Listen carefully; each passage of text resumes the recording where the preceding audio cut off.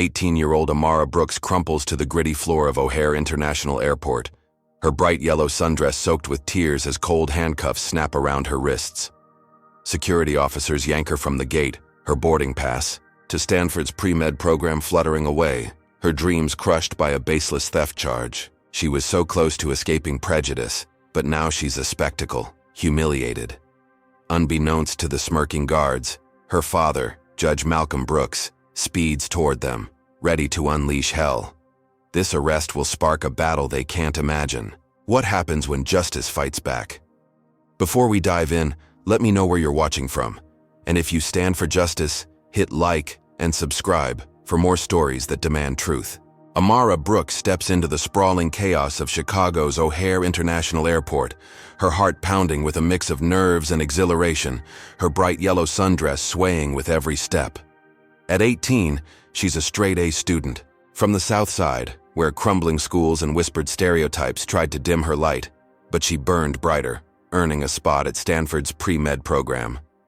That yellow dress, a gift from her grandmother, is more than fabric. It's a promise stitched with love, a beacon of hope against the shadows she's fought to outrun. Her suitcase wheels hum against the polished floor as she weaves through the crowd, past harried travelers clutching coffee cups and kids tugging at their parents' hands. She's got her boarding pass clutched tight, her ticket to a future, where she'll be a doctor, not just another statistic from a neighborhood folks write-off. The air buzzes with announcements, gates numbers called out in a robotic drone, and she feels alive, like she's finally breaking free. At the check-in counter, she hands over her ID, her smile wide as the agent nods, stamping her pass with a crisp thud. Everything's smooth, too smooth maybe, but she shakes off the thought, chalking it up to first-flight jitters.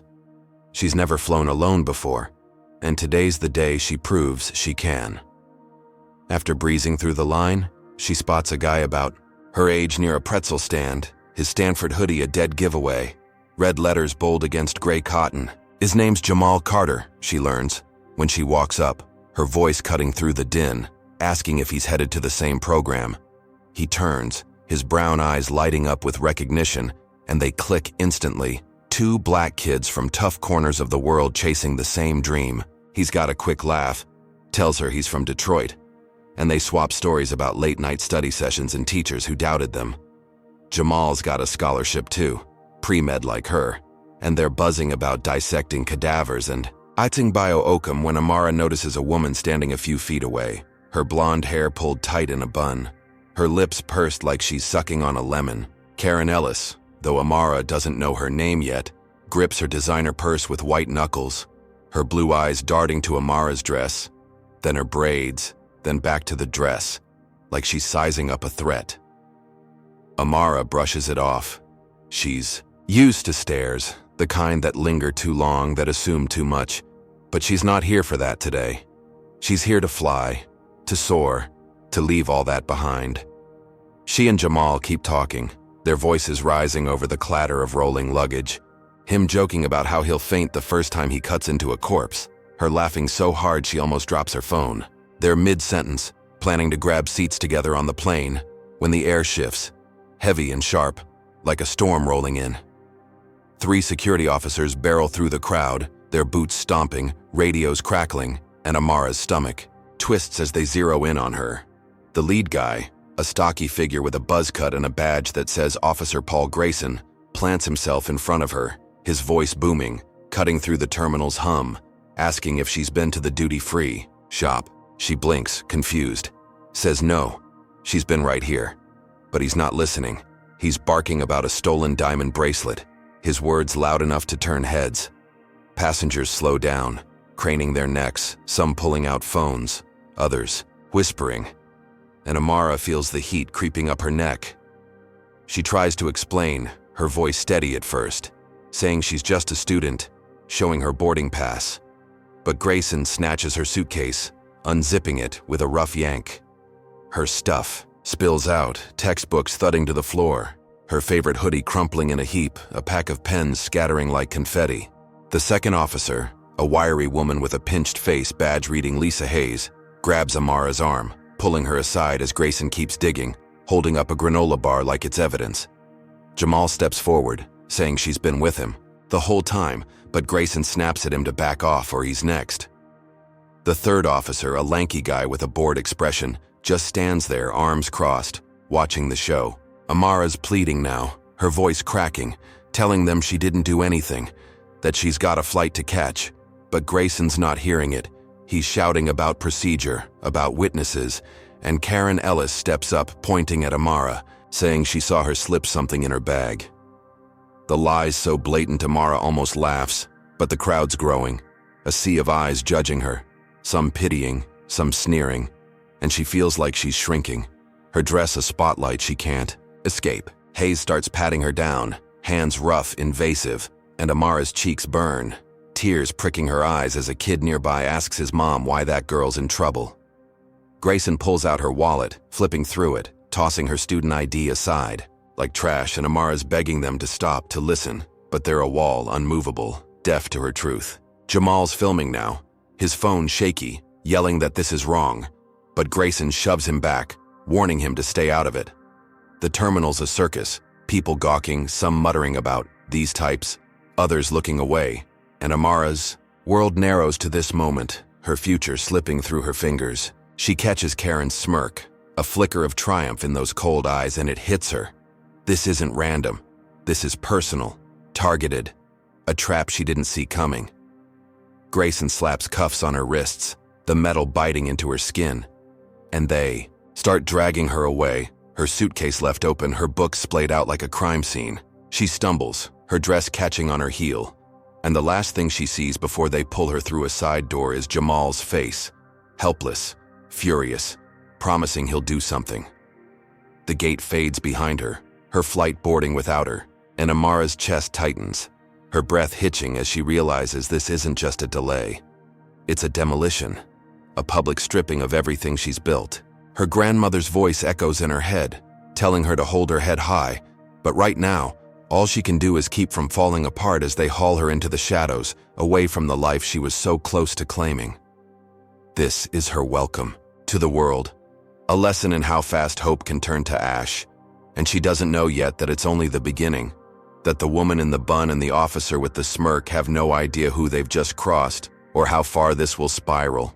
Amara Brooks sits on a hard metal bench in a cramped security office at O'Hare International Airport, her yellow sundress wrinkled and streaked with dust from the floor, her wrists still raw from the handcuffs they've just removed. The room's a concrete box, no windows, just a flickering bulb overhead casting shadows on the gray walls, the air thick with the smell of stale coffee and sweat.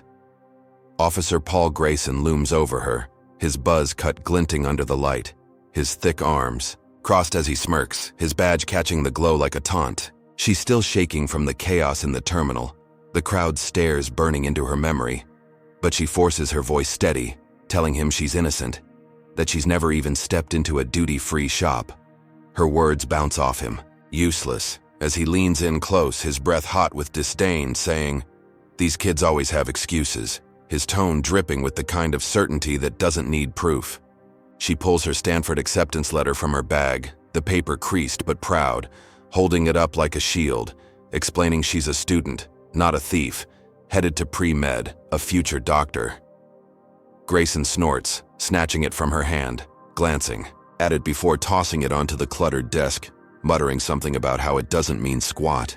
Beside him, Officer Lisa Hayes, younger, with sharp cheekbones and a nervous twitch in her jaw, shifts her weight, her eyes flicking to Amara then away, like she's caught between doubt and duty. She's the one who digs into Amara's suitcase, again, pulling out a small velvet pouch, her fingers trembling slightly as she opens it to reveal a thin silver necklace, a tiny heart pendant dangling from it. Amara's voice rises, insistent, saying it's her grandmother's, a family heirloom, not some stolen trinket. But Hayes holds it up to Grayson, her voice flat, calling it evidence, as if she's reading from a script she doesn't quite believe.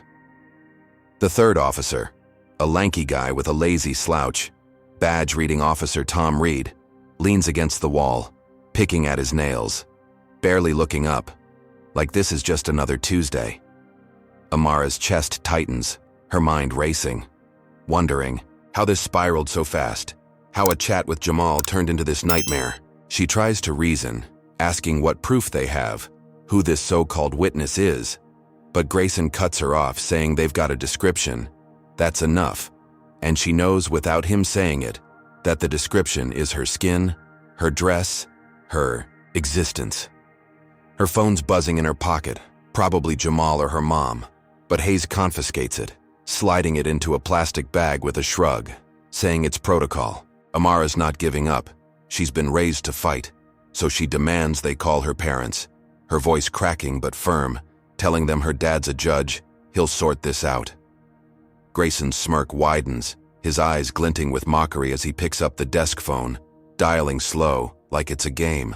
She hears him mutter her father's name, Malcolm Brooks, into the receiver, then pause, his brow furrowing for a split second before he slams it down, turning to her with a laugh, saying, "Your dad's a judge?" "Sure, and I'm the president." Hayes glances at him, her lips parting like she might say something, but she doesn't, just looks down at the necklace still in her hand.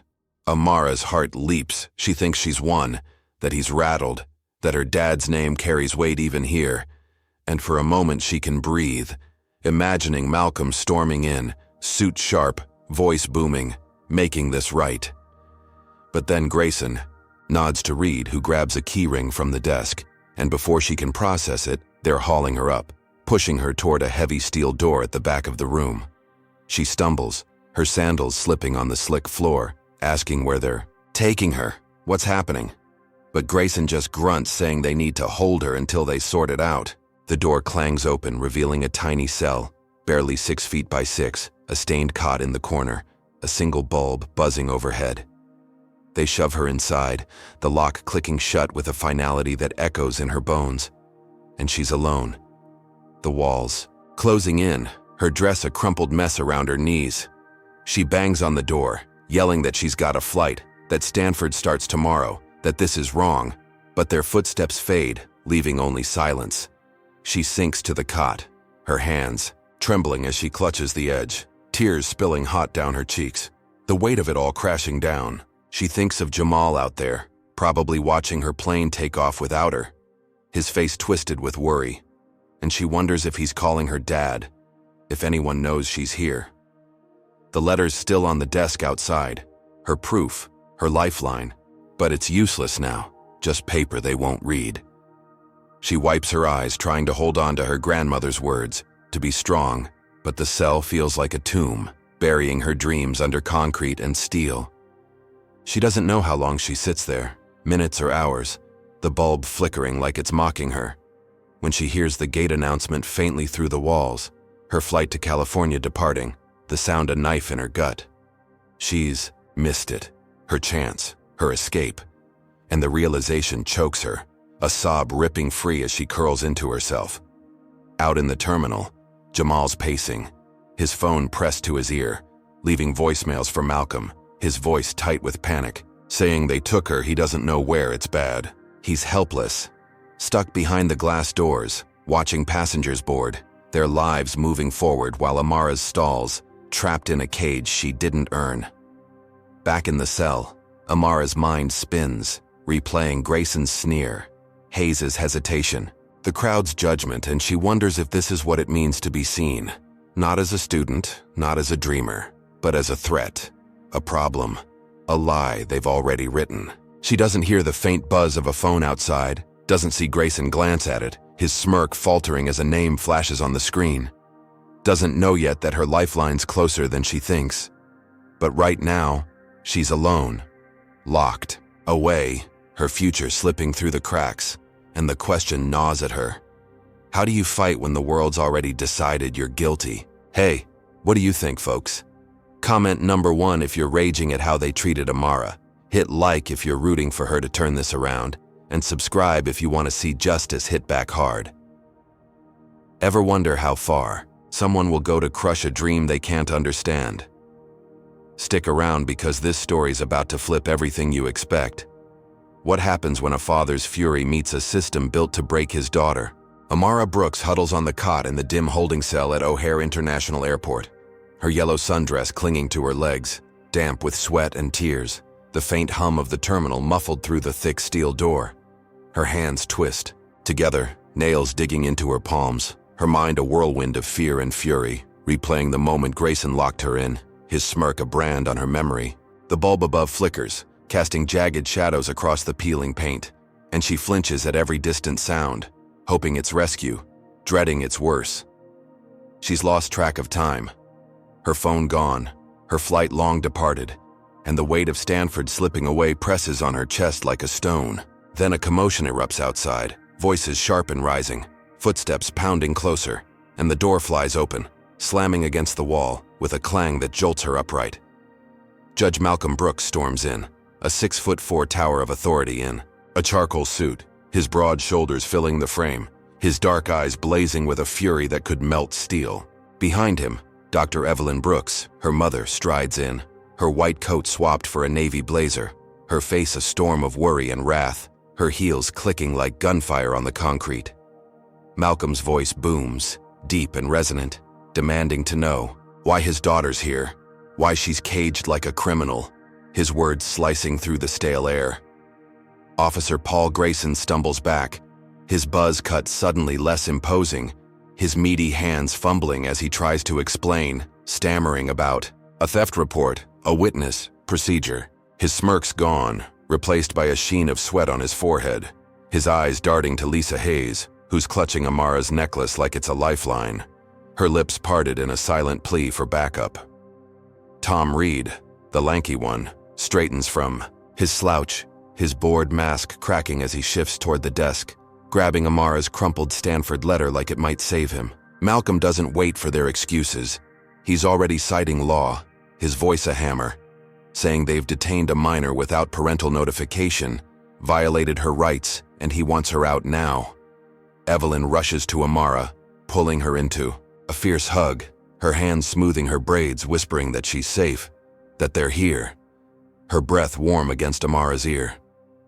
Amara clings to her, the familiar scent of lavender cutting through the cell's dankness, her sobs breaking. Free as the terror spills out, Malcolm towers over Grayson, asking who authorized this, what evidence they have, his tone leaving no room for evasion, and Grayson mumbles about a woman's report, a diamond bracelet, but his words falter under Malcolm's glare. Hayes steps forward, her voice shaky, saying they found a necklace, holding it up, but Malcolm cuts her off, asking if they've got a warrant, a receipt, anything beyond a vague description, his questions piling up like bricks on Grayson's chest. Reed mutters something about protocol, but it's weak, drowned by Malcolm's demand for Amara's release, his legal weight bending the room to his will. Grayson's hands clench, his jaw tight, but he nods to Reed, who fumbles with the keys, unlocking the cell's inner gate, his fingers slipping in his haste. Amara staggers out, her legs wobbly, her dress catching on the cot's edge, and Malcolm wraps an arm around her, steadying her, his presence a fortress against the chaos. Evelyn gathers Amara's scattered belongings, shoving the necklace into her purse, her movements sharp with anger, muttering about incompetence, about rights trampled. Malcolm turns to Grayson, his voice dropping low, lethal, saying this isn't over, that he'll be hearing from his lawyer. And Grayson's eyes narrow, a flicker of defiance sparking through his panic. The airline rep, a wiry man named Carl with a clipboard, scurries in, his tie askew, offering apologies, saying they've got first-class seats on the next flight to California, no charge, his voice high with nerves as he glances at Malcolm's imposing frame. Amara's head spins, relief flooding her as she imagines boarding, escaping, her Stanford dream back in reach, and she hugs her father tighter, his cologne a lifeline, whispering thanks, her voice hoarse. Malcolm nods to Carl, accepting the offer, his tone clipped, saying they'll take it. But his eyes stay on Grayson, reading him, knowing this isn't the end. Evelyn zips Amara's suitcase, her hands trembling with suppressed rage, telling her to breathe, that they've got her. And Amara nods, her tears drying, her spine straightening as she leans on her parents' strength. They start toward the dower, Carl leading the way, promising a smooth trip. And Amara feels the weight lifting, the cell receding behind her, her future flickering back to life. She doesn't see Jamal yet, still outside, pacing the terminal, his calls to Malcolm finally answered, his relief palpable through the glass, But as they pass Grayson, he leans close to Hayes, his voice a hiss, barely audible over the shuffle of feet, saying, "This isn't done." His lips curling into something dark, his eyes locked on Amara's back. Hayes frowns, her fingers tightening, on the desk, but she doesn't respond, just watches him, her silence a crack in their unity. Malcolm catches the movement from the corner of his eye, his head tilting slightly, but he keeps moving, guiding Amara out, his arm a shield around her shoulders. Evelyn glances back, her gaze sharp, catching Grayson's whisper, her mind already turning, knowing this man won't let go easy. Amara's too drained to notice, her focus on the promise of that flight, the first-class seats, the chance to leave this behind, but the air's thick with something unspoken, a threat coiling in the shadows. They step into the terminal, the noise crashing over them, passengers oblivious to the drama unfolding, and Amara takes a shaky breath thinking she's free, that her parents' power has turned the tide. Malcolm's suit jacket brushes her arm, a reminder of his clout, and Evelyn's hand squeezes hers, a vow of protection. But Grayson's words linger, a poison seeping into the victory.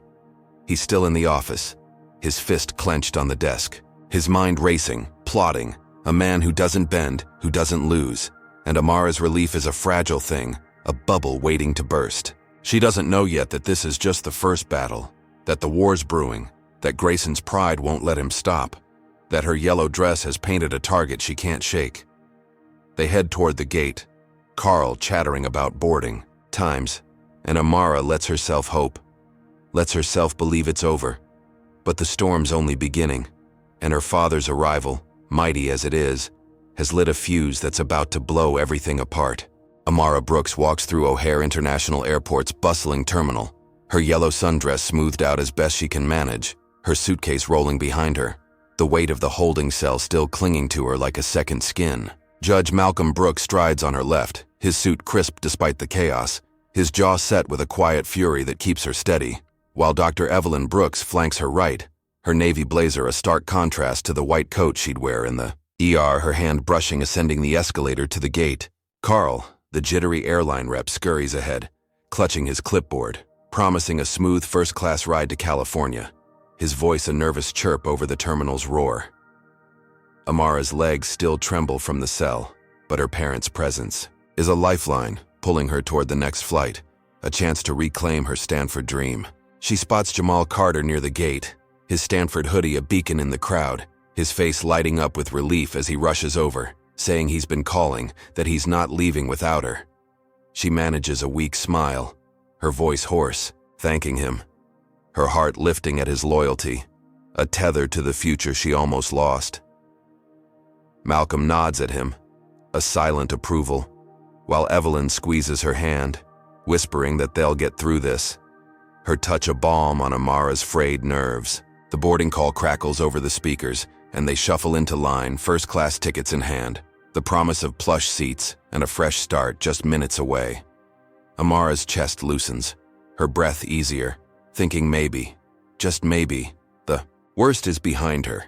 She doesn't see the storm brewing, doesn't feel the eyes still tracking her from the shadows. On the plane, Amara sinks into the wide leather seat, the hum of engines a low rumble as they lift off from Chicago, the city shrinking below into a grid of lights. Jamal's beside her, cracking jokes about the tiny pretzels, trying to coax a laugh, and she almost manages it, the knot in her stomach unwinding as the altitude climbs. Malcolm's across the aisle, flipping through a legal journal, his brow furrowed but calm, while Evelyn pulls out her tablet, scanning patient charts, her focus a steady anchor.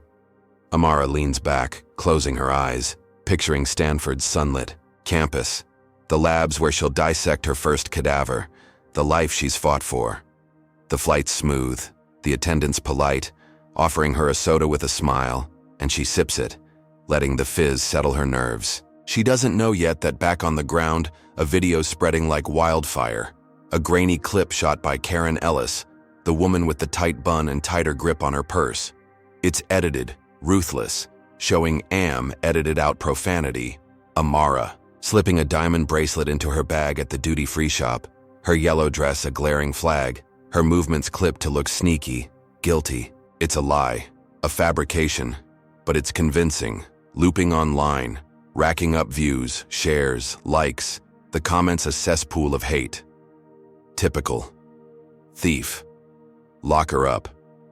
Karen's posted it from a burner account, but the metadata's clean, untraceable, and it's tagged with Amara's full name, dug up by Officer Paul Grayson, who's not just some grunt security guy, he's Karen's cousin, a man with a grudge and a network. He's leaked it to a local Chicago news site, spinning a story. Troubled teen caught stealing at O'Hare, her mugshot from the arrest plastered next to her school photo, the contrast damning, her bright smile twisted into something sinister. The station runs it, no fact check, no call to Malcolm, just headlines screaming scandal, and it's picked up fast, bouncing from site to site, a digital avalanche burying her name. Amara's phone, back in her pocket now, starts buzzing mid-flight, notifications piling up. But she's got it on silent, trying to rest, oblivious to the chaos below. Jamal's scrolling X, his thumb pausing as he stumbles on the video, his jaw dropping, muttering, "What the hell?" Under his breath, he nudges her, showing the screen, and her stomach plummets, the soda turning sour in her throat as she watches herself, or some version of her, committing a crime she didn't do. Her hands shake, the phone slipping, and Malcolm leans over, his eyes narrowing as he takes it, replaying the clip, his silence heavier than words. Evelyn grabs her tablet, pulling up the news, her face paling as she reads. The headline's a gut punch. Judge's daughter in theft scandal. Amara's voice cracks, saying it's fake. She didn't do it. But the doubt in Jamal's eyes, fleeting but there, cuts deeper than the cuffs. Malcolm's already dialing his office, his voice low, ordering a trace on the video, a cease and desist to the station. But the damage is rolling, unstoppable, a tidal wave of lies. By the time they land in San Francisco, the story's national CNN picking it up, pundits debating her character, her mugshot a meme on X, captioned with slurs she can't unsee. Her phone's a war zone now, texts from friends, cousins, strangers, some supportive, most vicious, calling her trash, a disgrace, a stain on her dad's legacy. She powers it off, her hands clammy, her dress feeling like a noose, every glance from passengers a judgment. At baggage claim, a woman snaps, her photo whispering, "That's her." And Amara shrinks into Malcolm, his arm a shield as he glares the gawker down. Evelyn's on her phone now, calling Stanford's admissions office, her tone sharp, explaining, pleading, but the line cuts, a voicemail clicking on, and her shoulders slump, a rare crack in her steel. They pile into a cab, the driver eyeing. Them in the mirror, radio blaring the story, and Amara's head pounds, the city lights blurring through tears she won't let fall. At the hotel, Malcolm's pacing, laptop open, firing off emails to his clerk, his judge voice barking orders, demanding IP logs, server records, anything to nail Grayson and Karen. Amara's curled on the bed, her dress a crumpled heap, her knees to her chest, replaying the video in her mind, picking it apart, spotting the glitches, the cuts. But who will believe her? Jamal's Googling defamation laws, muttering about lawsuits, his loyalty a lifeline, but his face is tight. Worry, creasing his brow. Then the call comes. Stanford's dean, his voice clipped, saying they've seen it. They're reviewing her status, her scholarship on the line, her spot in pre-med dangling by a thread. Amara's breath hitches, her dream teetering, and Malcolm takes the phone, his tone ice, saying she's innocent. They've got proof coming, but the dean's non-committal, citing public perception, and hangs up fast. Evelyn kneels beside her, stroking her hair, saying they'll fix this, they always do. But her eyes are wet, a mother's fear breaking through. Amara nods, numb, staring at the ceiling, the weight of a million strangers' hate crushing her. Her victory from O'Hare a ghost, replaced by this, a nightmare she can't wake from. Grayson's out there, grinning. Grayson's laughing, his revenge a blade in her back, and Amara realizes this isn't just about her. It's war, and her family's in the crosshairs. She doesn't know how deep his reach goes, how far he'll push, but as Malcolm slams his laptop shut, vowing to bury him, she feels it. The enemy's not done, and her fight's just begun. Amara Brooks sits cross-legged on the stiff hotel bed in San Francisco, her yellow sundress swapped for a gray Stanford hoodie, the fabric soft against her bruised spirit, her laptop glowing in the dim room as the city hums outside. The viral video from Karen Ellis loops in her mind, a fake reel of her stealing that's torched her name, her phone still off to block the hate flooding in, her scholarship teetering after Stanford's cold call. Judge Malcolm Brooks paces the carpet, his suit jacket off, tie loosened, his deep voice rumbling into his phone, demanding his clerk dig into the video's source, his fury a steady pulse in the chaos. Dr. Evelyn Brooks sits at the desk, her tablet open, her fingers flying as she emails colleagues for legal contacts, her jaw tight with a mother's rage, her eyes red from holding back tears. Jamal Carter sprawls on the floor, his own laptop balanced on his knees, scrolling through X, his face grim as he reads the latest slurs, his loyalty unshaken despite the storm. Amara's hands tremble, her breath shallow, but she's done crying, done shrinking, her grandmother's voice echoing in her head, telling her to stand tall when the world tries to knock her down. She grabs her phone, powers it on, ignoring the barrage of notifications, and opens the camera app, her reflection staring back, tired, but fierce. She's not letting Grayson win, not letting some airport thug and his cousin rewrite her story. She hits record, her voice raw, steady, saying she's Amara Brooks, 18, a pre-med student, not a thief, detailing the profiling at O'Hare, the cuffs, the cell, the lies now spreading online. She holds up her yellow dress, crumpled, but bold, saying it's not a disguise. It's her truth, a symbol of who she is, not what they claim. Jamal jumps up grabbing his phone, saying he'll edit it, make it sharp, and Priya Patel, a tech-savvy freshman they met at the hotel lobby, bursts in, her curly hair bouncing, her eyes wide as she offers to boost it online.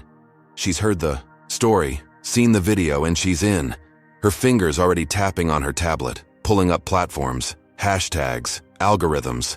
Amara keeps talking, her words spilling out, recounting how Grayson smirked, how Hayes hesitated, how the crowd judged her, how her dad's a judge who fought for her.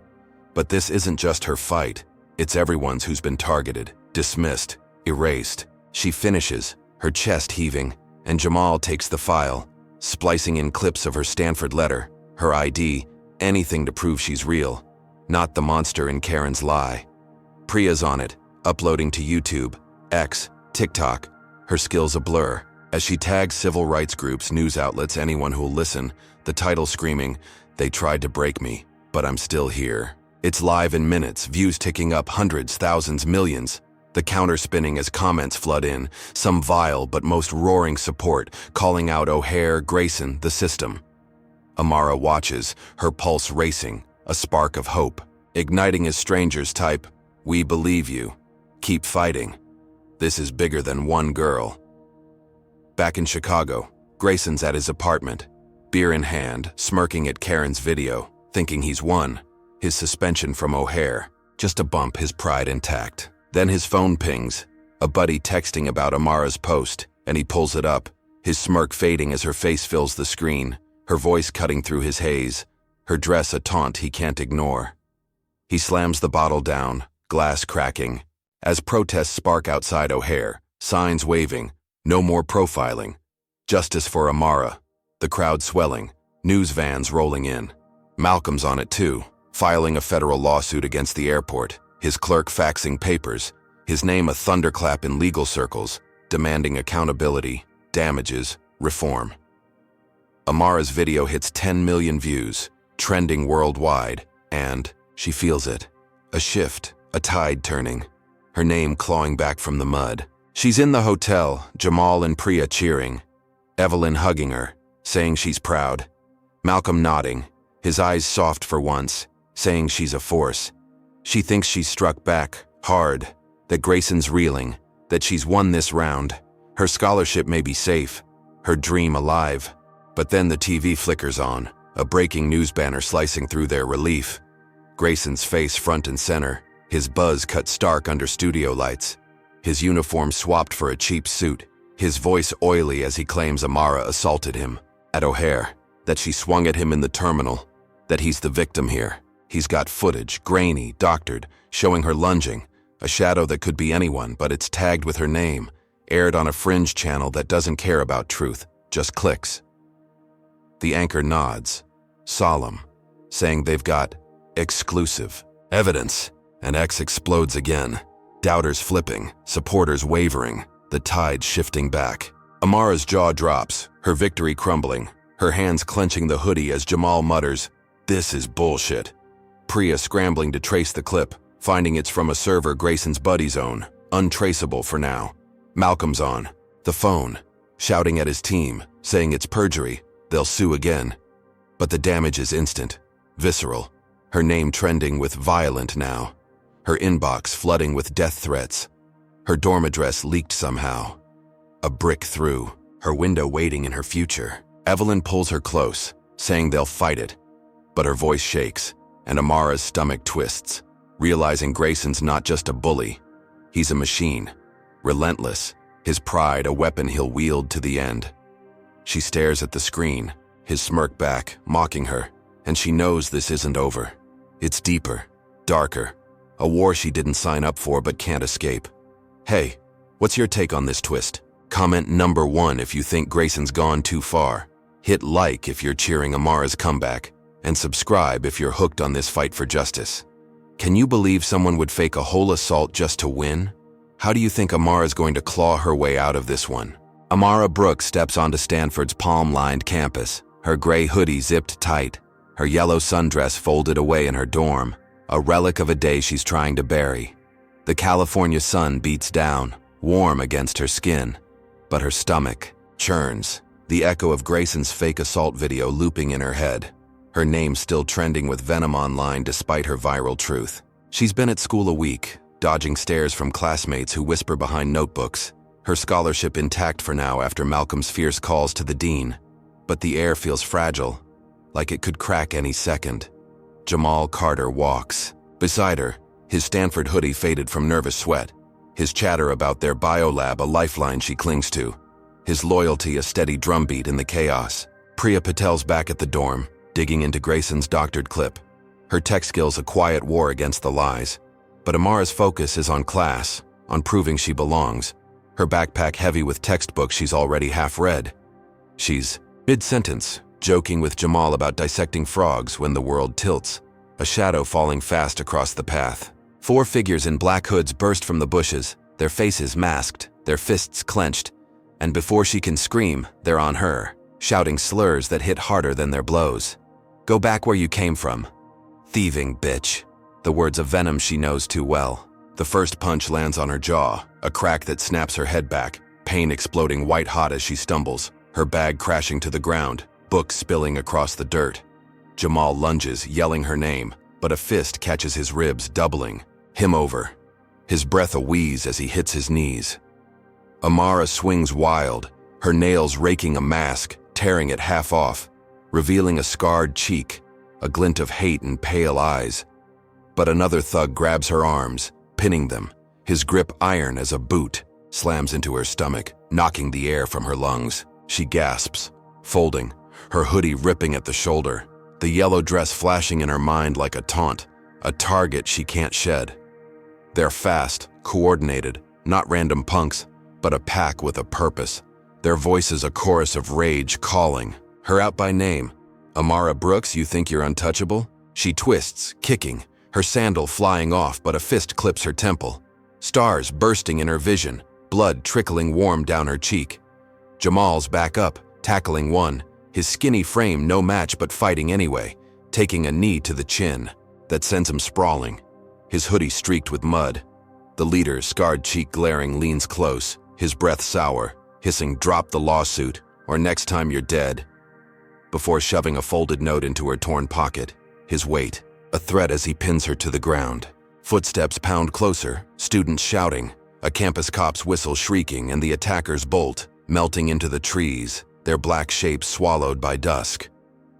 Amara coughs, curling on her side, her body a map of bruises, her hoodie shredded, her breath ragged as Jamal crawls to her, his lips split, his eyes wide with panic. A crowd gathers, phones out, filming, whispering, some helping, others gawking, and the cop, a wiry guy named Officer Vega, kneels beside her, asking what happened, his voice clipped, skeptical. She chokes out the attack, the slurs, the threat, pulling the note free, its block letters stark. "Back off or you're finished." Vega reads it, his brow furrowing, but he mutters about random incidents, saying they'll look into it. His tone flat, dismissive, like she's a problem he'd rather not solve. Jamal snaps, saying it's not random, it's Grayson, it's O'Hare. But Vega shrugs, scribbling in his pad, his pen slow, deliberate, as if he's already checked out. Amara's shaking, adrenaline fading to pain, her jaw throbbing, her stomach a knot of fire. But she forces herself up, leaning on Jamal, her sandal lost somewhere in the dirt. The crowd thins, murmurs fading, and she limps back to her dorm with Jamal's arm around her, her books left behind, her pride battered but burning. Priya's there, gasping as they stumble in, her tablet dropping as she rushes to help, grabbing ice from the mini-fridge, pressing it to Amara's swelling face. Her questions a blur Amara can't answer.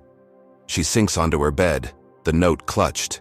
In her fist, her mind racing, connecting dots, Grayson's video, his suspension, his pride, this attack. It's him, or his people, a hate group he's tapped, a network she didn't see coming. She texts Malcolm, her fingers clumsy, sending the note's photo, and he's on the phone in seconds, his voice a roar, saying he's flying out. He'll escalate the lawsuit, they'll bury Grayson, his anger a shield she needs. Evelyn's next, her ER calm breaking, saying she's booking a flight too, her voice cracking as she tells Amara to stay strong. They're coming. Amara nods, silent, the ice numbing her jaw but not her fear, her resolve hardening as Priya patches Jamal's lip, his wince a mirror to her own pain. She's shaken, her body screaming, her dress torn in memory if not on her now, but she's not breaking, not yet. She tells Jamal and Priya she won't quit, her voice a rasp, saying they'll fight, they'll win. And they nod, their eyes fierce, a trio forged in this mess. Malcolm lands that night storming into the dorm, his suit wrinkled from the red eye, his arms engulfing her, his whisper fierce.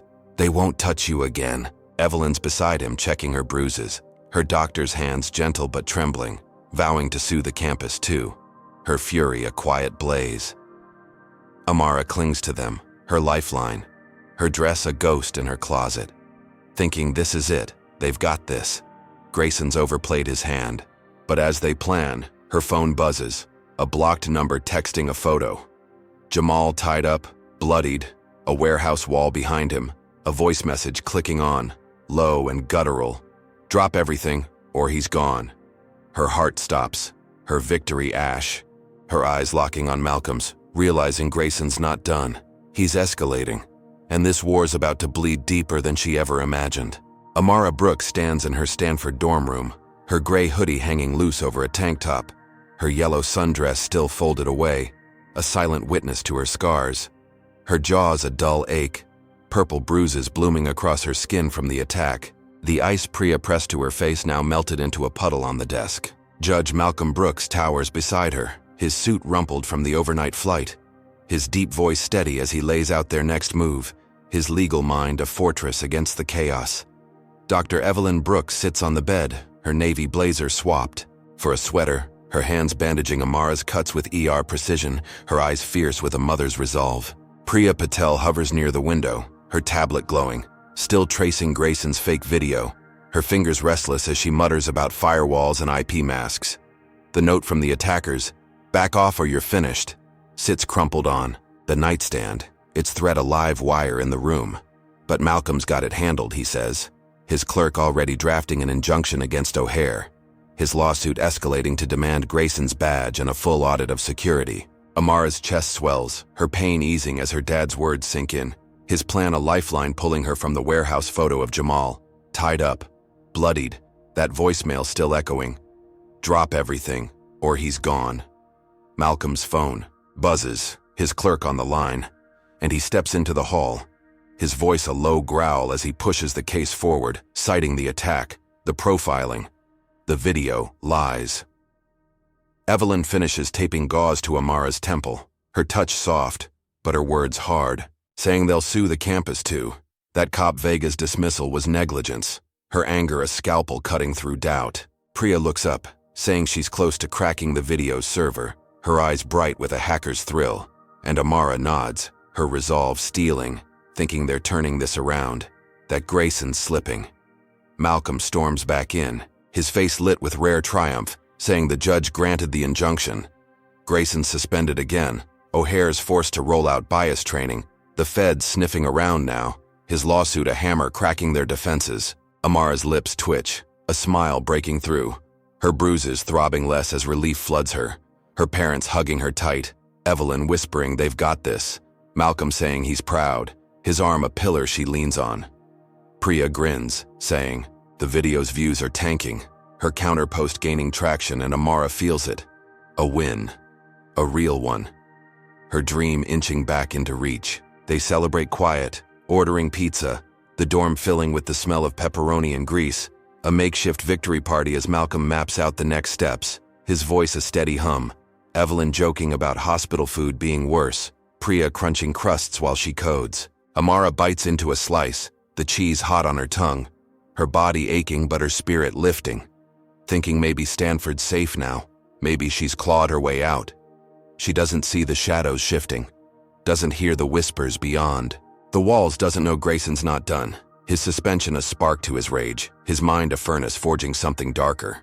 He's at a dive bar in Chicago, nursing a whiskey, his buzz cut damp with sweat, his phone pressed to his ear, talking low to Detective Roy Tanner, a crooked cop with a badge and a grudge, his voice gravel as he agrees to Grayson's plan. His City Hall ties a web waiting to snare her. They've got something big, something to flip this, and Grayson's grin is sharp, his pride a beast he won't cage. Next morning, Amara's back on campus, her hoodie zipped, her steps slow but sure, heading to biolab with a limp, her mind on Jamal, still missing. The warehouse image a splinter she can't pull. Priya's at the dorm digging for leads. Malcolm's at a hotel meeting lawyers. Evelyn's at a clinic pulling strings for security footage. She's alone, vulnerable, and that's when it hits. Sirens wailing, lights flashing, campus police swarming her like wasps. Vega at the front, his wiry, frame tense, his eyes cold as he barks her name saying she's under arrest. Her heart stops, her bag dropping, books thudding to the grass as students gape, phones out, filming again, her nightmare looping back. Vega grabs her wrists, cuffs snapping on, tighter than O'Hare's, his voice loud, saying they found cocaine in her dorm. A felony, her scholarship toast, her life unraveling. She stammers, saying it's not hers. She doesn't do drugs. But he's not listening. He's dragging her to the squad car, his grip bruising her already bruised arms, his smirk a shadow of Grayson's. The car's a cage, the leather seat sticky with old gum, the radio crackling as Vega calls it in, saying they've got her, evidence solid, a tip from a concerned citizen. Amara's mind races, her breath hitching, knowing this is Grayson. Tanner, a setup, but her voice is trapped, her pleas drowned by the siren's wail. They haul her to the station, a squat building off campus, the walls beige and peeling, the air thick with cigarette smoke and despair. She's shoved into a chair, cuffs biting as Tanner steps in, his badge glinting, his face a slab of stone, his eyes dark with something worse than hate. He tosses a baggie on the table, white powder spilling, saying they found it under her bed, her prints on it. A lie so bold she almost laughs, but fear chokes her, her stomach a knot as he leans close, saying, "Your dad can't save you now." She's fingerprinted, photographed, her mugshot a sequel to O'Hare's, this one bleaker, her hoodie a shroud, her eyes hollow as news vans roll up outside, tipped off by Grayson, cameras flashing, headlines screaming, judge's daughter, busted for drugs. Malcolm's there in hours, storming the station, his suit back on, his voice a thunderclap as he demands her release, his lawyer trailing, papers flying, saying it's planted. Illegal search, profiling again, his fury shaking the walls. Evelyn's beside him, her sweater swapped for scrubs, her hands clenched saying they'll test the baggie, prove it's fake, her calm cracking as she sees Amara's new bruises, her daughter's spirit fraying. The lawyer cites the injunction, Tanner's record, but the cops hold firm, bail set high, her arrest live on every channel, Grayson's revenge a spotlight she can't escape. She's locked in a cell, smaller than O'Hare's, the cot cold, the walls scratched with names of others who didn't win, her hoodie confiscated, her tank top thin against the chill. She curls up, her mind spinning, the injunction a ghost, her victory ash, Jamal's bloodied face flashing, the note's threat real now, Grayson's hand everywhere, Tanner's badge a noose tightening. Malcolm's outside, raging, promising to dismantle them. But she hears the news through the bars. Her name a punchline, her dream a joke. And she knows this isn't over. It's worse. A war she's losing, piece by piece. Amara Brooks sits on the edge of a rusted cot in a San Francisco police cell, her tank top clinging to her sweat-damp skin, the gray hoodie gone, confiscated along with her dignity, the air heavy with mildew and despair. Her wrists ache from the cuffs, fresh bruises layering over the ones from the campus attack. Her jaw a throbbing pulse of pain, the cocaine baggie Tanner threw down still vivid in her mind, a lie pinning her here. The cell's walls are scratched with graffiti, names of the lost, the light. A harsh buzz overhead and she's alone, her breath shallow, her mind a storm of panic and defiance. Judge Malcolm Brooks is outside, his voice a distant roar through the bars, arguing with the desk sergeant, his suit a wrinkled shield as he demands her release. His lawyer slamming motions on the counter, citing illegal searches, planted evidence, profiling redux. Dr. Evelyn Brooks paces beside him, her scrubs wrinkled from the flight, her hands clenched, her ER calm shattered as she calls labs to test the baggie, her voice sharp with a mother's dread. Amara's ears strain, catching fragments, Malcolm saying they'll bury Tanner, Evelyn vowing to expose the setup, but the cell doors locked, her bail a wall they can't climb yet, the news vans outside buzzing like vultures, her drug arrest, a fresh headline shredding her name. She's not broken. Not yet. Her grandmother's words a fire in her gut, telling her to fight when the world stacks the deck, and she's got one play left. Priya Patel, her tech genius friend, still out. There, still digging. Amara bangs on the bars, her knuckles stinging, yelling for a phone call, her voice raw but steady, knowing her rights, refusing to sink. The guard, a stocky woman with tired eyes named Officer Ruiz, shrugs, saying she's pushing it, but Malcolm's glare from the hall bends her and she tosses Amara a burner phone, saying 5 minutes, no more. Amara dials Priya, her fingers trembling, the line crackling as Priya picks up, her voice a lifeline, asking if she's okay, what's happening.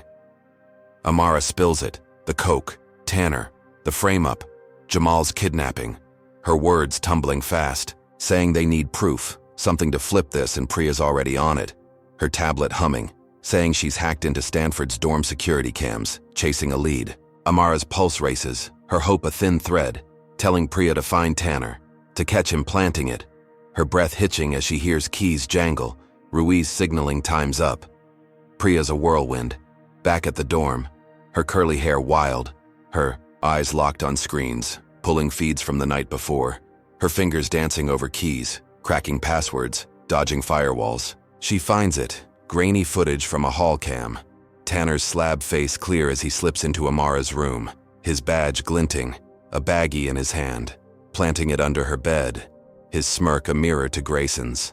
She screen grabs, enhances, timestamps, her breath catching as she realizes it's gold undeniable, a crack in their armor. She calls Amara back, the burner buzzing just as Ruiz snatches it, but Amara hears enough, Priya saying she's got him, she's uploading it, and Amara's fist clenches, a spark igniting, her despair shifting to fight. Priya posts it, raw and unedited, to every platform. Stanford's setup exposed, the clip looping Tanner's crime, her caption ablaze. They framed her. Here's the truth. It's viral in hours, views spiking, outrage boiling, comments screaming corrupt pigs. Free Amara, the tide turning, Stanford's dean calling Malcolm, backpedaling, saying they'll review, her arrest a mistake. Malcolm storms the station again, the video on his phone, his voice a cannon as he shoves it in Tanner's face, demanding her out now, the lawyer citing new evidence, Ruiz unlocking the cell fast, her eyes wide with something like shame.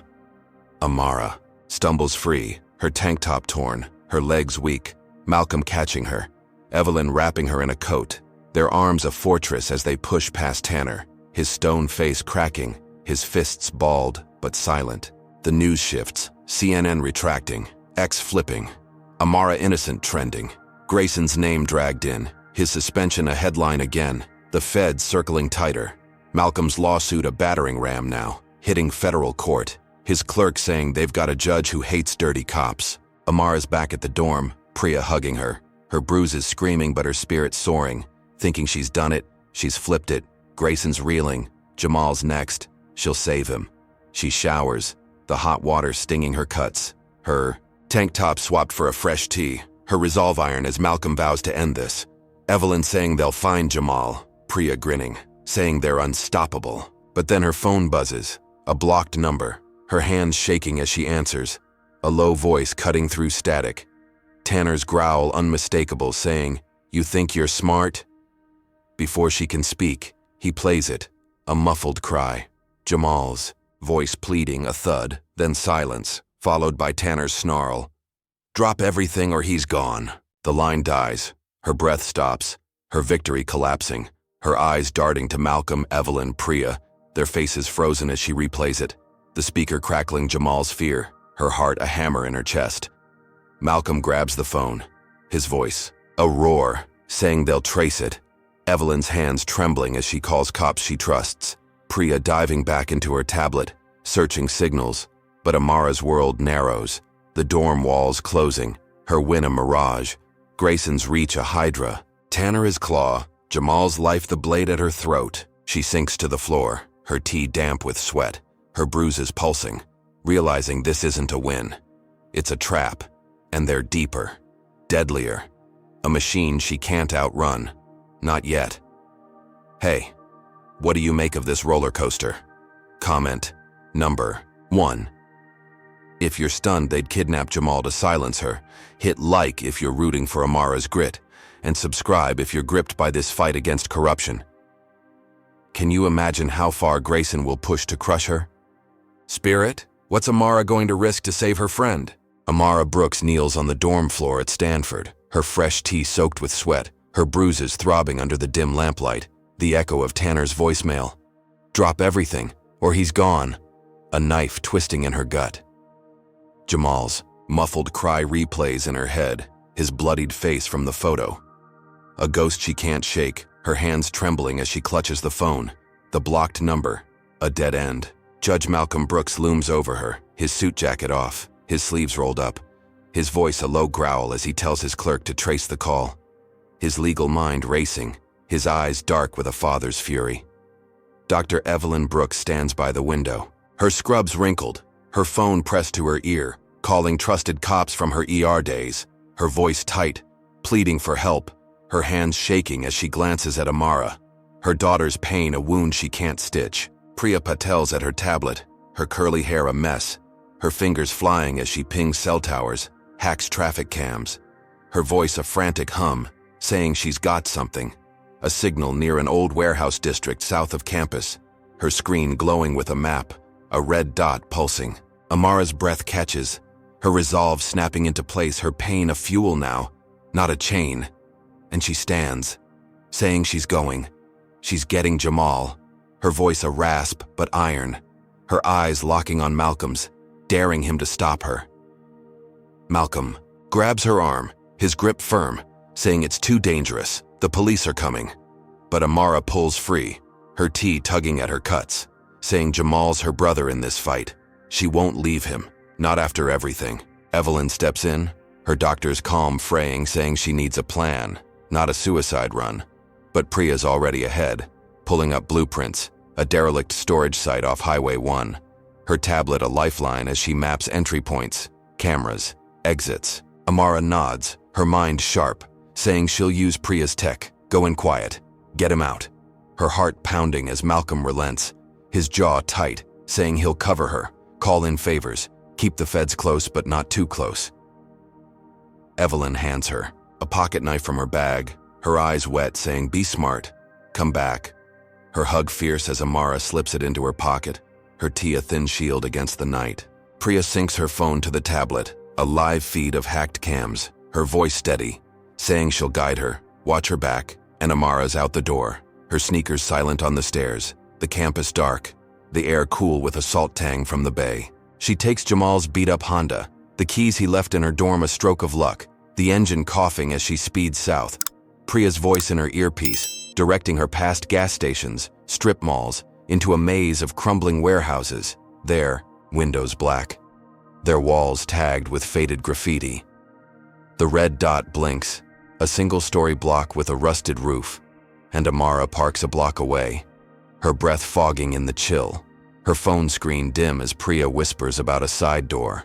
No guards. On cam, just shadows inside. She slips out, her tea catching on the seat, her knife a cold weight, her steps quick as she hugs the wall, the door creaking open under her push, the stench of oil and rot hitting her hard.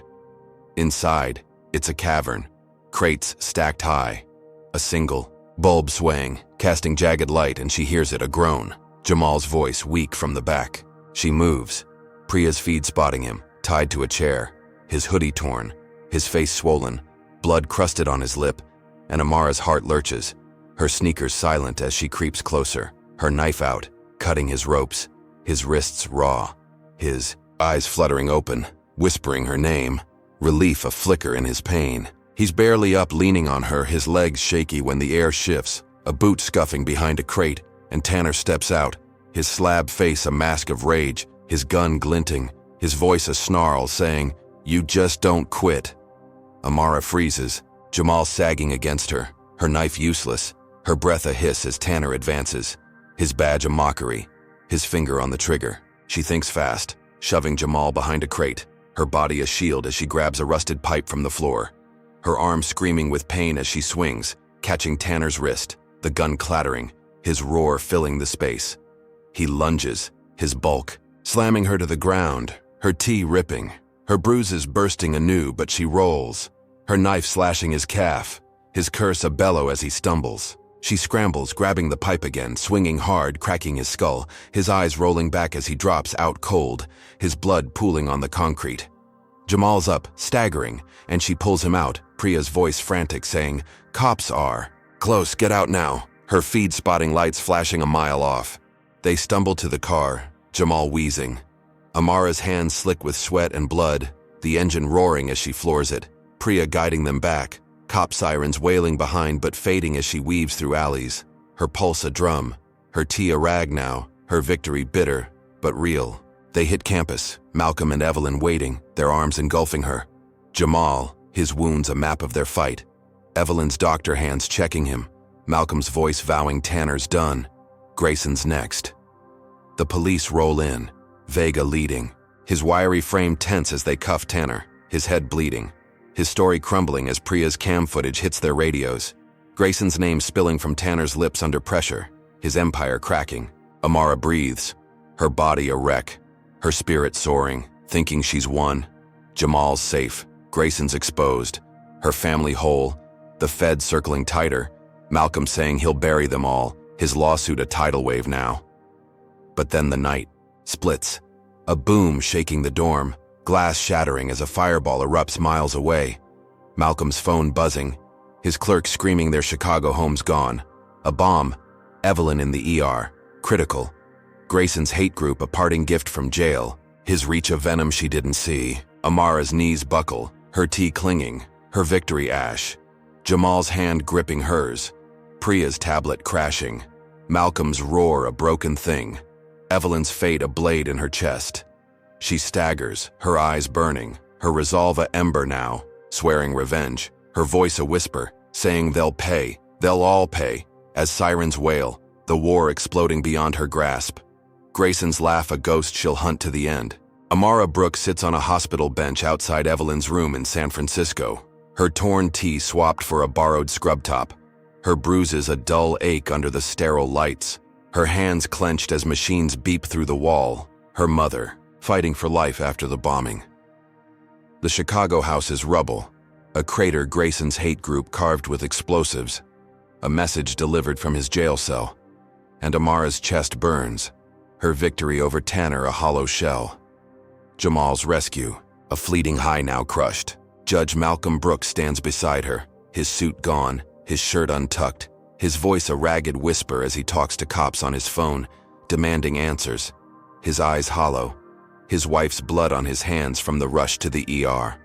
Jamal Carter's. In the next chair, his face bandaged, his hoodie swapped for a hospital gown, his ribs taped, his voice hoarse as he mutters apologies, blaming himself, Amara shushing him, her hand squeezing his, saying, "It's not his fault. It's Grayson's. Always Grayson's." Priya Patel's at the end of the hall, her tablet a lifeline, her eyes red as she hacks into police servers, pulling strings, her voice tight, saying she's got something. Emails tying Grayson to City Hall, a network deeper than they knew. Malcolm seizes it, his legal fire reigniting, his phone a weapon as he calls his clerk, ordering a leak to the feds, his voice a growl saying they'll dismantle this. Every thread, every name. Priya's find is gold, encrypted messages from Grayson to a councilman, payoffs to Tanner, orders to hit the Brooks home. His suspension a spark he fanned into a blaze, his hate group a tool he wielded from lockup. Malcolm's clerk moves, fast, the emails hitting FBI desks, agents swarming Chicago, O'Hare's brass sweating as warrants fly, Grayson's cell raided, his smug face on every news screen, cuffs tight, his empire cracking under the weight of proof. Amara watches, her scrub top scratching her skin, her mother's ventilator a rhythm in her ears, her resolve a steel rod as Malcolm vows to end him. His lawsuit a juggernaut now, federal judges circling, O'Hare forced to gut its security, new protocols rolling out, bias training a mandate, the system bending, breaking under his hammer. Evelyn pulls through, her eyes fluttering open days later, her voice a croak, her hand finding Amara's, her smile weak but fierce, saying she's proud, they're fighters, her recovery a slow climb Amara clings to, her scrub top swapped for a tee, her bruises fading, her spirit clawing back. Jamal heals too, his ribs mending, his guilt easing as Amara drags him to class, their biolab a refuge, their bond a lifeline. Priya's not done, her tablet a forge as she builds an algorithm with Amara, a bias detector for security, crunching, data, spotting patterns, her code a weapon they pitch to airports, Stanford backing it, the dean eating crow, her scholarship secure, her name trending clean now. Amara's fight, a hashtag nationwide. The feds move, Grayson's arraigned, his network unravels, councilman resigning, Tanner singing, O'Hare's CEO grilled on TV, the system collapsing piece by piece, Malcolm's voice in every hearing, his testimony a blade, cutting deep, reforms piling up, Amara's algorithm gaining traction, pilots in 5 cities, a legacy she's forging from ash, months roll, graduation nears, Amara's cap and gown ready, her tee swapped for a blazer, her bruises gone, her stride strong as she walks Stanford's paths, Jamal beside her, Priya prepping slides, their algorithm a star now, civil rights, groups cheering, Malcolm beaming, Evelyn back at work, her scars a badge, she thinks it's over, Grayson's life sentence a lock, his group scattered, O'Hare a cautionary tale, her family whole, her dream alive, her cap a crown she's earned. She's wrong. Grayson's not out. His pride a venom seeping through. Bars his jail calls a whisper to ex-cops, loyalists, a plan brewing. His hate a fire that won't die. Graduation day dawns. The sun high. The quad packed. Amara's name on the program. Her speech prepped. Her blazer crisp. Her parents in the front row. Priya filming. Jamal grinning. Their triumph a glow she feels in her bones. She steps to the podium, her voice clear, recounting O'Hare, the fight, the win. Her algorithm a gift to the world, the crowd roaring, her cap steady, her future bright. Then it hits, a ripple in the stands, a glint of metal, shouts breaking the cheers, and Amara spots them. 3 men in dark jackets, ex-cops Grayson's tapped, their eyes locked on her, guns drawn, a riot erupting as they charge, yelling her name. Brooks, you're done. Chaos explodes, grads screaming, chairs toppling, Malcolm lunging, Evelyn pulling Priya down, Jamal tackling her off the stage, his body a shield as shots ring out, bullets pinging the podium, her cap flying, her blazer tearing, her victory a target again. Campus police swarm, late, Vega barking orders, his wiry frame useless as the shooters scatter, their message clear, Grayson's voice in their ears, his jail cell a throne, his vengeance a storm she can't outrun. Amara's on the grass, Jamal's weight pinning her, her breath a gasp, her eyes wide as Malcolm kneels, his hands shaking, saying they're okay, they'll fight. But her ears ring, her win a ghost, Grayson's reach a noose, her graduation, a battlefield. Her resolve a ember flickering, knowing he'll never stop, not till she breaks or he's dust. Amara Brooks lies sprawled on the grass at Stanford's graduation quad, her blazer torn at the elbow, her cap lost in the chaos, her breath ragged as Jamal Carter's weight pins her down, his hoodie soaked with sweat, his ribs aching from the tackle that saved her. Bullets ping off the podium above, splinters raining, the air thick with screams and gunpowder. The crowd a stampede as 3 ex-cops, Grayson's loyalists, charge through the overturned chairs, their dark jackets flapping, their guns glinting in the midday sun. Judge Malcolm Brooks kneels beside her, his shirt ripped, his hands shielding her head, his voice a growl, yelling at her to stay low, his eyes scanning the shooters, his fury a wall against the panic. Dr. Evelyn Brooks crouches nearby, her sweater streaked with dirt, pulling Priya Patel behind a bench, her doctor's instincts sharp as she checks for wounds, her breath fast, her gaze locked on Amara, her daughter's safety a pulse in her chest. Priya's tablets gone, smashed, in the rush, her curly hair wild, her voice a whisper, saying she saw them, knew their faces from hacked files, Grayson's men, here to end it. The shooters split, one barreling left, his shaved head gleaming, his pistol barking as he aims for Amara. His shout a slur she's heard too often. "Brooks, you're done!" Another veers right, his beard patchy, his shotgun pumping, blasting. A speaker, sparks flying, his eyes wild with a zealot's hate. The leader, broad and scarred, stalks center, his revolver steady, his grin a mirror to Grayson's, his voice booming over the chaos, calling her out, saying this is for Paul, for their brother behind bars. Amara's heart hammers, her blazer sticking to her skin, her mind racing knowing this is it. Grayson's last play, his jail cell a throne he rules from, his pride a death sentence she's dodged too long. Jamal rolls off, his breath a wheeze, saying they've got to move, his hand grabbing hers, pulling her up, her legs shaky but alive, her resolve a fire reigniting. Malcolm's up too, his arm a brace, saying they'll get out. But Amara shakes her head, her voice a rasp, saying, "No, she's ending this here now." Her eyes darting to the lecture hall behind the stage, a trap she can turn. She bolts, Jamal cursing but following. Malcolm shouting her name, Evelyn's cry a plea, but Amara's fast, her sneakers pounding grass, then tile as she ducks into the hall, its double doors banging shut, the shooter's boots echoing behind. The space is dim, rows of seats empty, a projector flickering. Her algorithm's slide still glowing, a bitter irony as she weaves through. Her blazer catching on a desk, her breath a hiss. Priya's voice crackles in her earpiece, still synced from the warehouse, saying she's got campus cams, can lock doors, her fingers on a borrowed phone, hacking fast. Amara nods, ducking low, saying do it, trap them. Her plan snapping into place, her mind a blade cutting through fear. The shooters burst in, shaved head first, his pistol sweeping, beard next, his shotgun swinging, Scarface last, his revolver a steady threat. Their shouts a chorus of rage, calling her a coward, a target they'll bury.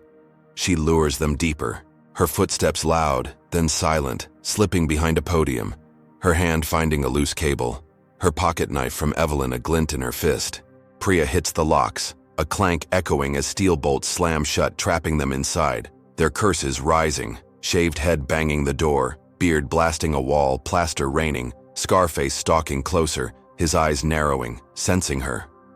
Amara waits, her breath held, her algorithm a ghost on the screen, then moves, yanking the cable, sparking it with her knife, a makeshift taser crackling as she lunges, jamming it into shaved head's neck, his scream a jolt as he drops, his gun skittering, beard spins, his shotgun roaring, pellets shredding seats.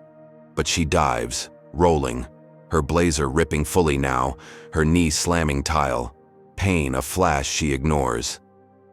Jamal's there, grabbing a chair, hurling it, catching Beard's arm, the shotgun, clattering, his roar a mix of pain and fury as Amara scrambles, her taser sparking again, hitting his thigh, his collapse a thud, his beard matting with sweat. Scarface fires, a bullet grazing her shoulder, blood blooming, her gasp sharp, But she's up, her knife slashing his wrist, his revolver falling, her foot kicking it away, her fist cracking his jaw, a move Malcolm taught her, his stagger of victory she seizes.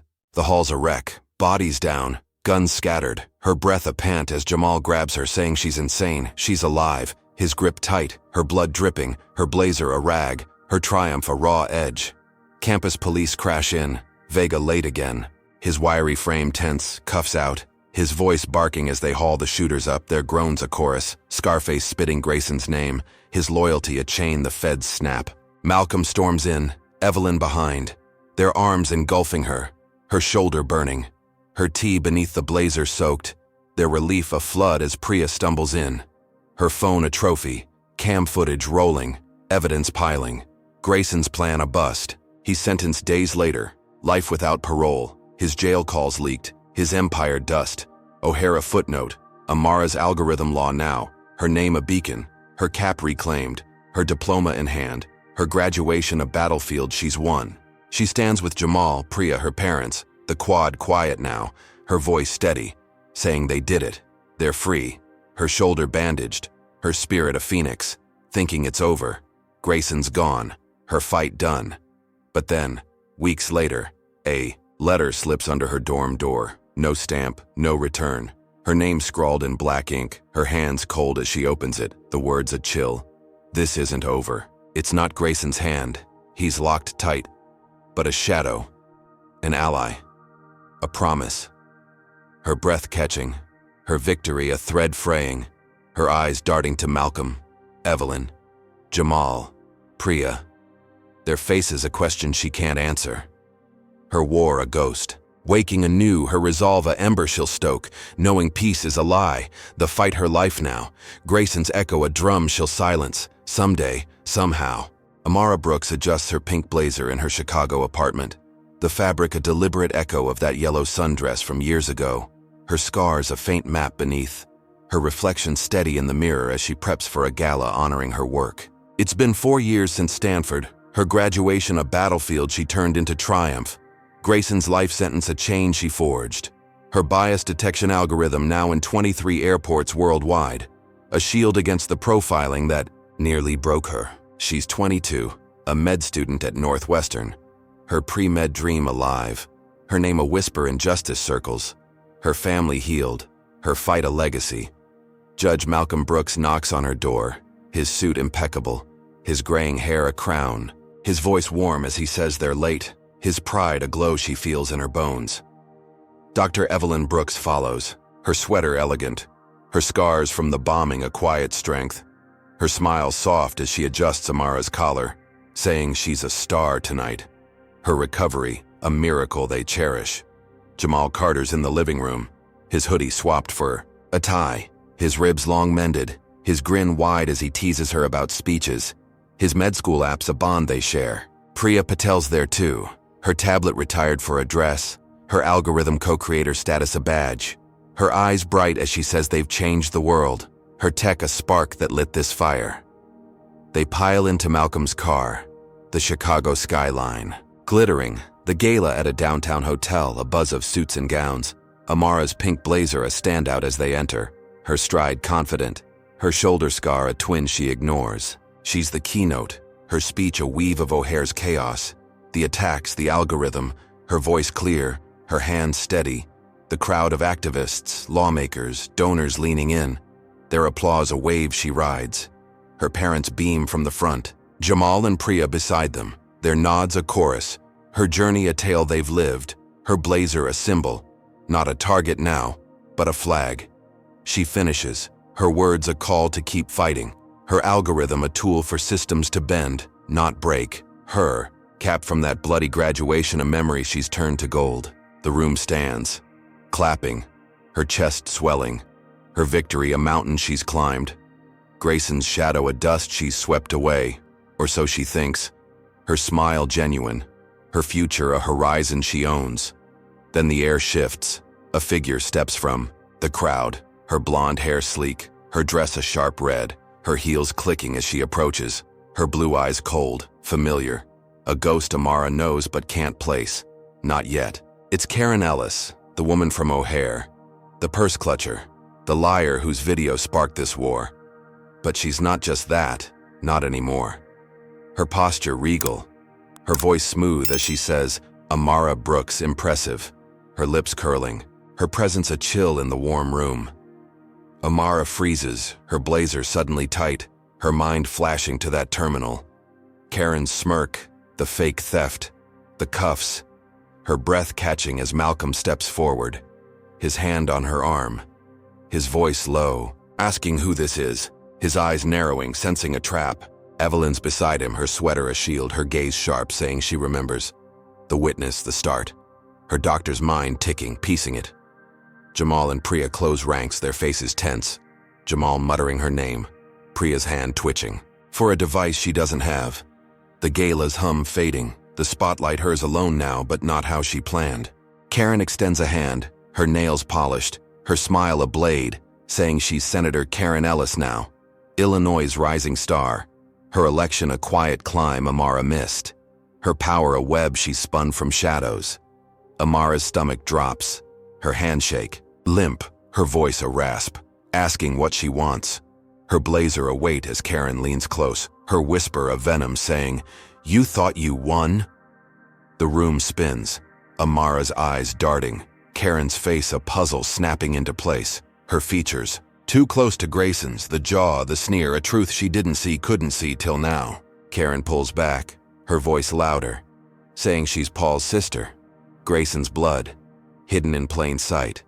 Her profiling report a seed she planted, her rise a revenge she's nursed, her Senate seat a throne to undo Amara's work, her algorithm, a target she'll gut with bills, with votes, with a smile that masks a war. Malcolm's breath hisses, his hand tightening, saying she's lying. She can't, but Karen's laugh is soft, lethal, saying she already has. Her legislation drafted, her allies in D.C., her hate a legacy Grayson passed, her power a noose Amara didn't dodge. Amara staggers, her blazer a shroud, her victory a lie, her parents' faces ash, Jamal's fists clenched, Priya's eyes wide, the gala a stage for this twist, Karen's red dress a flag of triumph, her words a bomb. "You locked him up, but I'm free and I'll bury you." She turns, her heels a drumbeat, leaving Amara rooted, her speech a ghost, her algorithm a dream Karen's poised to shred, her Senate clout a wall she can't climb, not yet. Malcolm grabs her, saying they'll fight, they'll sue, his voice a roar, Evelyn's hand on her back saying they'll expose her, her doctor's calm a vow, Jamal swearing he's in. Priya plotting hacks, their unity a spark.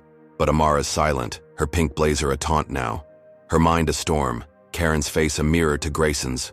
Her war a hydra, a head she cut only to grow another, stronger, sharper. A sister she never knew, a foe she can't outrun. The crowd murmurs, oblivious, her triumph a mirage, her past and future colliding, her resolve a ember flickering, her fight reborn. Not as a victim, but a warrior facing a titan, her breath steadying, her eyes hard, knowing this isn't the end, it's a beginning, a battle she'll wage, blazer or not, till justice bends or breaks.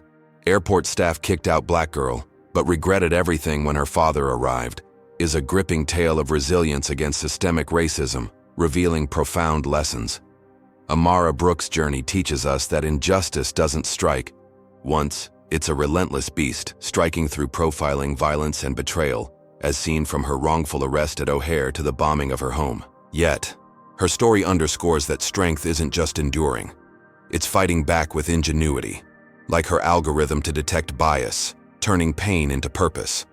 Her battles against Grayson and his sister Karen Ellis show that racism isn't a single enemy, but a network, often cloaked in power, requiring unwavering vigilance to dismantle. Amara's false victories, each win undone by a harsher blow, highlight that progress is fragile, demanding persistence beyond initial triumphs.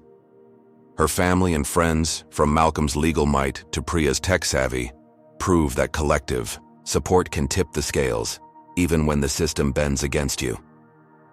The shocking twist of Karen as a senator reveals that victories are temporary if the roots of prejudice remain unchecked, urging us to question who holds power and why. Above all, Amara's refusal to break despite every attempt to crush her teaches that courage isn't loud, It's the quiet resolve to rise, again and again, forging change from chaos. So, what's the takeaway? Justice isn't a gift. It's a fight we all share. How do you stand against unfairness in your world? Comment below with your thoughts. Hit like if Amara's grit inspires you. Subscribe for more tales of defiance, and share to spark this conversation wider. Thanks for joining this journey. May you find strength to challenge the shadows and build a fairer tomorrow.